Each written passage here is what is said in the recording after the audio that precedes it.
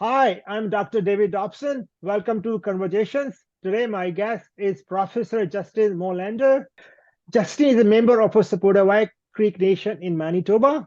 He teaches in business and accounting departments at Kwantlen Polytechnic University and Langara College in BC.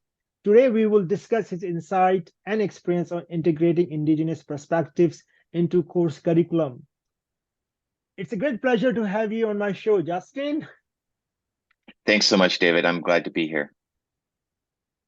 Justin, please share with us a little bit about your background and upbringing.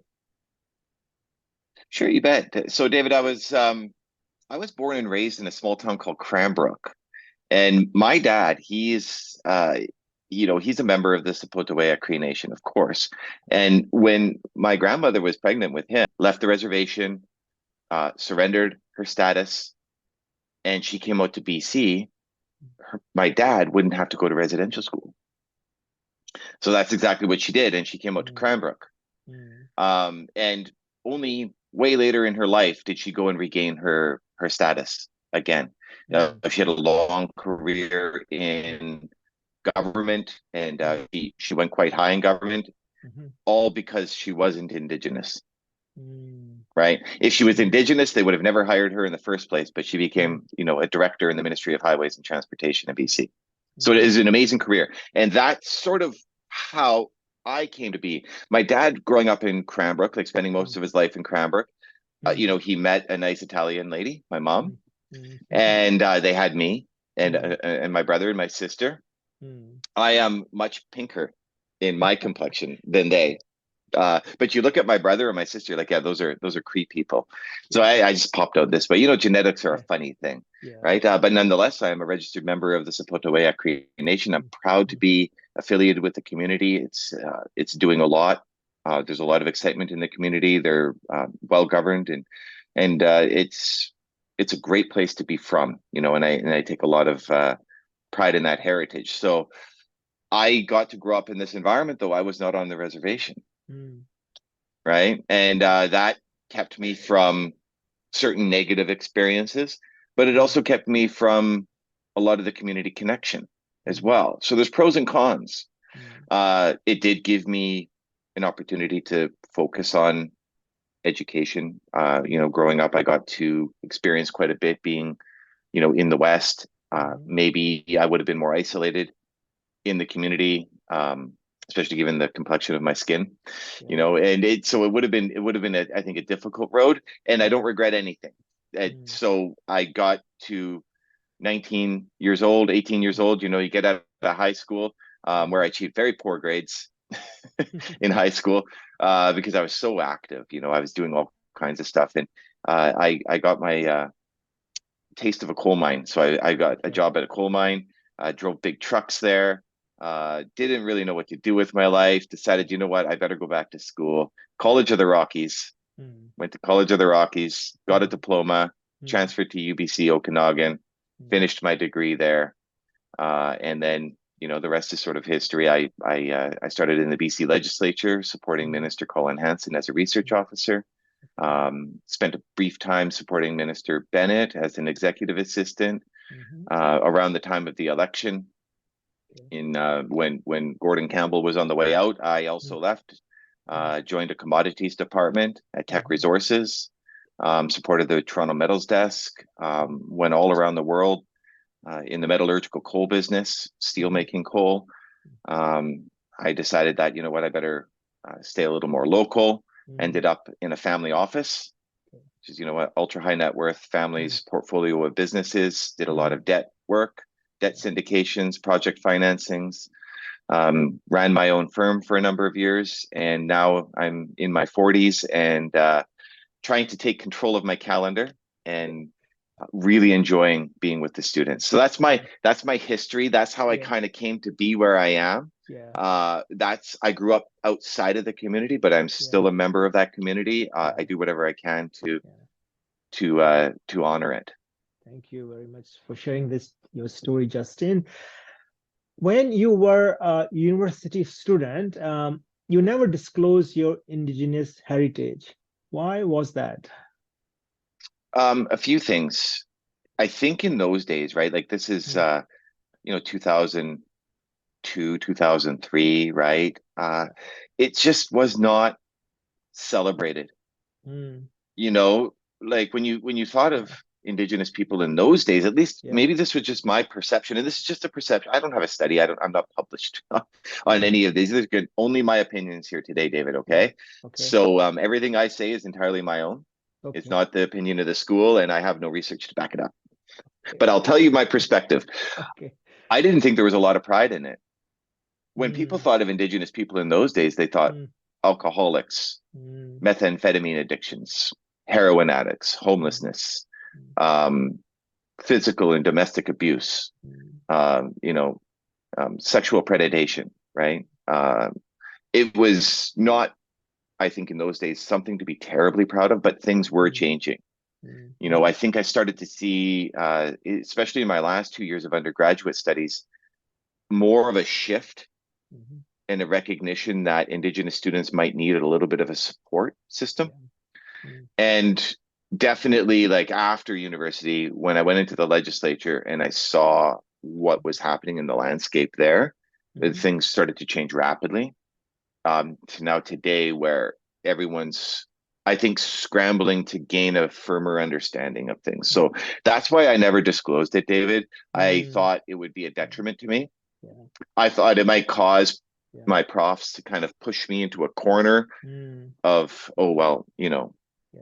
and I didn't Yeah. want any Yeah. special attention. Yeah. I Yeah. achieved an honors degree Yeah.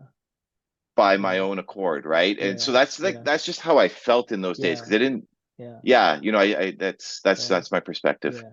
And yeah, and I also, because I also studied in Canada, I remember there was nothing welcoming to Indigenous students, like, the art or the language, or talk about in the classroom. So I guess those sort of experiences also perhaps stop you being identifying yourself.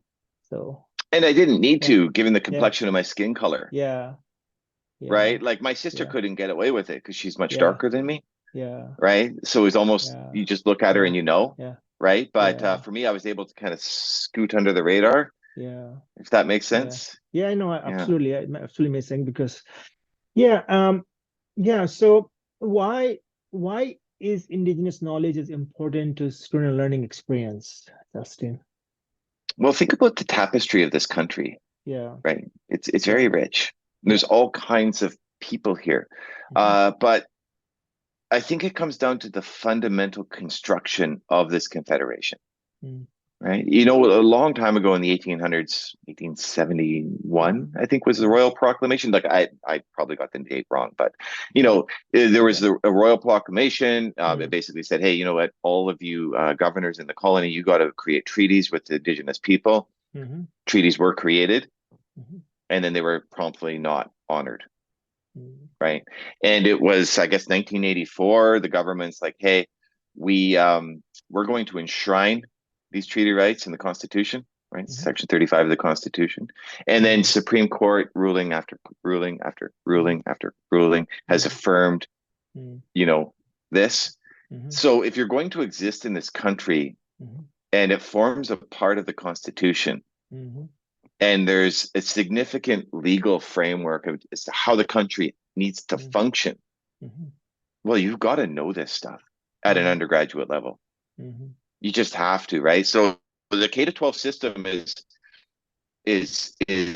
doing, I think, its role. It's fulfilling its role in hmm, getting students into the post-secondary environment with some hmm, base knowledge. hmm. But of course, in us and being in business schools, David, it's Yeah, about application now, yeah, right? We yeah, do a bit of yeah, teaching, but yeah. it's a lot of application. Hmm. And well, now how do we actually get that Hmm. application out?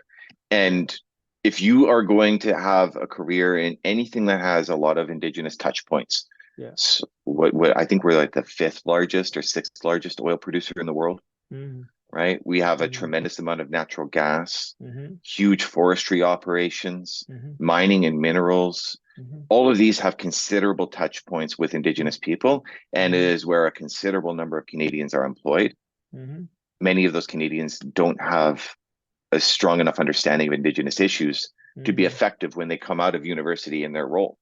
To actually understand, like, okay, what's the linkage here between what my company is doing, north of Williams Lake, and the people that live around there, and what are its legal obligations to conduct that work. You get a lot of young people coming out of university and into that workplace. They don't have an understanding. It's difficult for them to navigate the space. So whether you're just new to Canada and you're coming into university as part of your permanent residence pathway, whether you're just a domestic student here, getting through their post-secondary, eventually you're going to land in the workplace, and you need to know, right? That's why I think it's so important. Yeah, for sure.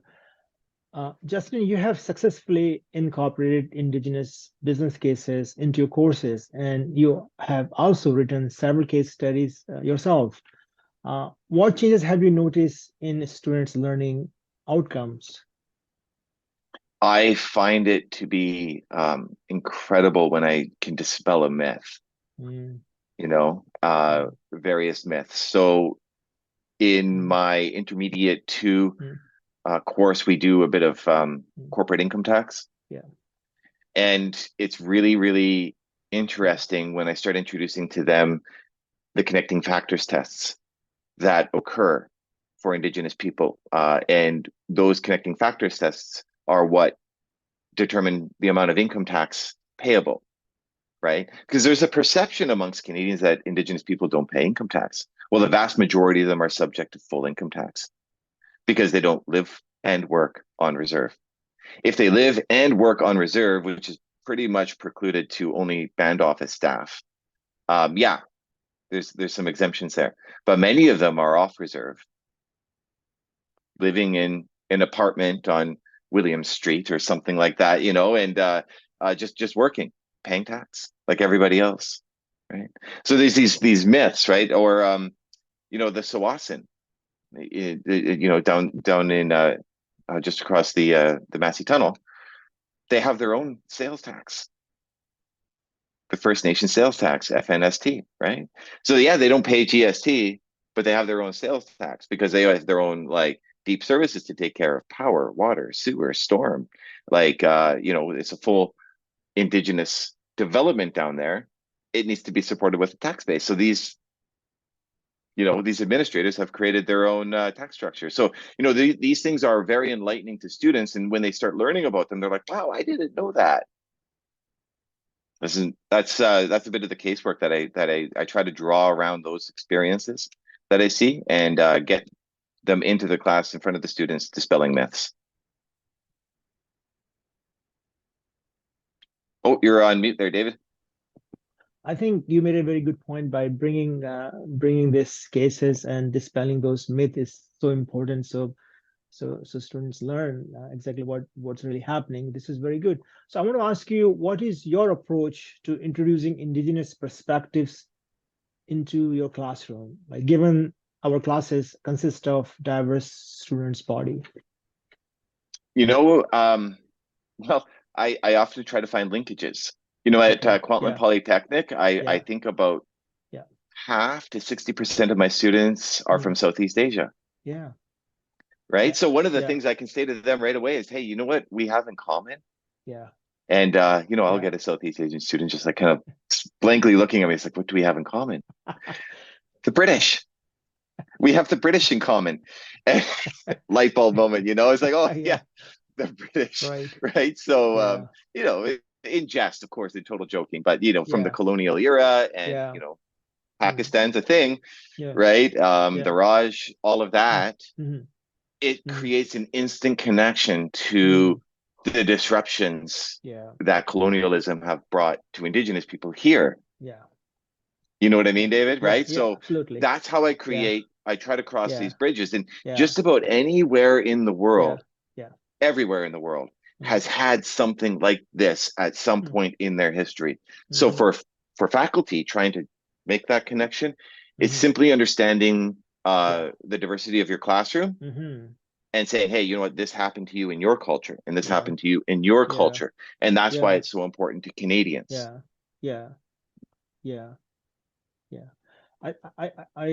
I love the fact that you try to find some common denominators, and from there you work way introducing Indigenous perspective into your course. I think this is good because students find a common bond with you and say, okay, this instructor speaks, kind of understand where I'm coming from. I think this also gives me a sense of belonging in the classroom, I guess.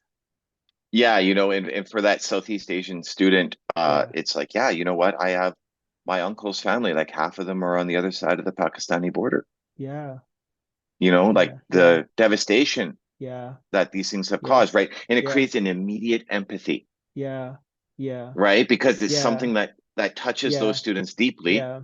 That's Yeah. their own lived experience. Now Yeah. they can say, oh, Yeah. so when, Yeah. when the Indian agent came and scooped children, Yeah. I understand that pain, Yeah. that Yeah. scar, you Yeah. know? Yeah. So Mm, that's, I think, really important. Yeah. yeah. Yeah. Yeah. And I also find very insightful that being a classroom is not just teaching a content, but it's also building a relationship with your students. And I think Exactly. you're doing a Yeah. good job at it. Well, thank you, So David. Yeah. yeah, so I want to ask you kind of follow up on this one. So what is your advice to instructors on how to include Indigenous knowledge and content into their course in a meaningful way? You know, every university will have some form Yeah, of elder in residence. Like, yeah, I yeah, think just about everybody does. Like, this yeah, has been my experience. yeah, Your elder in residence, whomever they are, yeah, seek them out. yeah, They will be able to give you a ton of context to your host territory, yeah, wherever your school is sitting, yeah, right? If you don't have an elder in residence, that's a great yeah, place to start change. yeah, You can also reach out to persons like me. yeah. I am fully accessible to anybody, Okay, anytime. I thank am you. an open book. And David, I have no problem with you sharing Yeah, amongst your colleagues or yeah, amongst your viewers okay, my contact information if they want to get a start. And here's okay. the other thing Mm, with me, you can ask any question you want, and mm, I won't be offended. mm, This is what holds faculty back. yeah, They are yeah, afraid of that mm, yeah, very yeah, determined, yeah, yeah, thin-skinned, easily yeah, offended, yeah, non-Indigenous person yeah, yeah, being mad at them for yeah, asking a question. yeah. Thank you. If I get someone comes to me and Yeah. says, "Hey, Mm, I don't want to be rude, but why do you guys have this like special status? mm, Like why mm, why do you guys not pay income tax? Like it mm, just seems unfair." mm, I want that question, David. mm, mm. Right? If I shout that person down for even asking, sweep them under Yeah, the rug, like what does that accomplish? What does that yeah, do? yeah. I'd suggest more harm than asking the question itself. Mm, And academia should be a place for hard questions. This is agree. where the civil rights movement started. Mm-hmm. We've got, student protests are legendary. We should Mm, be able to speak our yeah, minds. yeah, yeah, Like yeah, academia is the place for difficult questions. And I just yeah, feel, yeah, without offense to anybody here, but I'm yeah. honestly, it's been pushed to the point now where you are afraid to ask questions. Mm, So then now you're all bundled up. You're tight mm, as a ball. You don't know mm, who to ask, how to ask it. mm, If I mm. ask this question, am I gonna Yeah, get, canceled yeah, yeah, or something? You know what I mean? Am I gonna be looked yeah, down upon for not knowing? yeah, yeah, Whereas like if you ask any Indigenous person, it's like, yeah, please ask. yeah, Please ask yeah, us. Like yeah, we would love to help you understand. yeah, yeah. And so that's my view on it. I mean, that's where faculty gets stuck. I think they're Mm-hmm. afraid to ask the question in an Yeah, environment where those questions should be asked. yeah, yeah. Thank you, Justin. Um, yeah, and I just want to ask you if, what do you have to say for instructors who teach like science courses, who do like say botany, or they teach like math, or sometimes sometimes I hear that how do you include Indigenous perspective in courses which are, let's say, dissection, or or like, like pure numbers, you know what I mean? Calculus, for Sure. example. You know what I mean? You probably hear something like that too. Well, sure. Well, Indigenous Yeah, peoples used to chart the stars, yeah, yeah, yeah, right? yeah, yeah, yeah, Um, yeah, and Indigenous people had medicines, yeah, yeah, right? So what's a yeah, chemistry class? Let's see how the first yeah, yeah, acetaminophen yeah, was yeah, discovered yeah, and yeah, utilized by Indigenous people. yeah, What is that chemical composition, yeah, right? Yeah, I exactly. think it comes But from the bark of a birch tree, something like yeah, this, right? And yeah. uh, tracking migration patterns of Hmm. animals, Yeah. right? Yeah, yeah. You look Um, at all the metals we have here in BC or in Canada, and look at the periodic table, and you see all the metals in the periodic table, and yeah, all I the know, right? mining. Yeah, yeah. And just, I think it's more like indigenization of content isn't Mm, a mm. modification to physical sciences at Right. all. Yeah, It's just an acknowledgement yeah, that people were living here yeah, subject to the yeah, environment, yeah, and how did they adapt to it, yeah, yeah, you know? yeah. For a math class, maybe there's not a direct Mm-hmm. linkage, but Yeah, you can conduct cultural honorings, yeah, maybe have a sharing circle, yeah, have a very difficult midterm exam, yeah, right? Class average wasn't the greatest. yeah. Students are a little forlorn, they're a little beat down, right? Mm-hmm. Sit down, have a sharing circle, Mm, pass around a talking stick, and everyone can describe to the professor how they feel. You have an mm, academic integrity violation. yeah, Maybe a bit of a restorative justice approach yeah, is yeah, a good way to go about addressing yeah, that violation, yeah. because, well, not only is it indigenous, but it actually Mm, gives you a an outlet, a yeah, voice yeah, to the student as to how it yeah, made you feel as an instructor. yeah, Whereas our yeah, current sort of yeah. colonial approach to Mm, academic violation is, everyone sends their report to some mm, arbitrator who makes a decision. mm-hmm. Yeah, The fact that, David, you spent 8 hours, 9 hours designing an exam question, poured your yeah, heart and soul into the exam question, and then they all cheated on it. yeah. I know. How that makes you feel inside is just irrelevant Yeah, I in that know. colonial approach. But if you can sit down across from that student and say, that hurt my feelings. Yeah, Like, it might sound weird to you as a student, but you wouldn't yeah. believe how hard it is to design these assessments, Mm, and it that's true. hurts. Yeah, That has a yeah, really big impact on the student, right? yeah, So yeah. these are things I think faculty, no matter what their discipline is, can use Mm-hmm. them Yeah, and employ them in the classroom today. yeah. I want to ask you one more question. Thank you so much for clarifying all different perspective and how to integrate this perspective even in the science courses. Another question I quite often hear is, okay, this approach of sharing in a circle, for example, it might work in a small class setting, but sometimes people say, oh, well, Mhm. I teach 500 students in a big lecture room, and how do you really bring Indigenous perspective into the large lectures? Yeah, you just assign them into groups of 10. Okay, Yeah, yeah, you give yeah, them an assignment. It's yeah, like, okay, you guys have a sharing circle assignment. yeah, Randomly, you yeah, have yeah, 300 students. Like I did yeah, introductory mm, accounting, right? Yeah, there's yeah, usually a few hundred of them in there. yeah. You put them into groups of 10. They're to Yeah, do a sharing circle, nice. describe how Yeah, they feel, yeah, and you can center it around elements of the course that you need them to understand, yeah, right? Like, yeah. how might they interpret your Mm-hmm, policies of academic integrity, mm-hmm, right?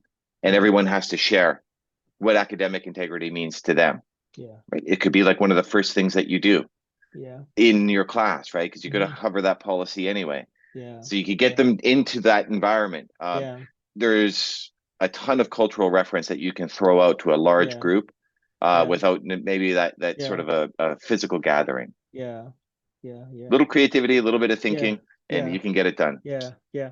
And I do see these approaches bring a closeness even among students, because I know as when we assign those different group project, and there's always complaint, students always complain, hey, my group members are not participating, they're not doing their part.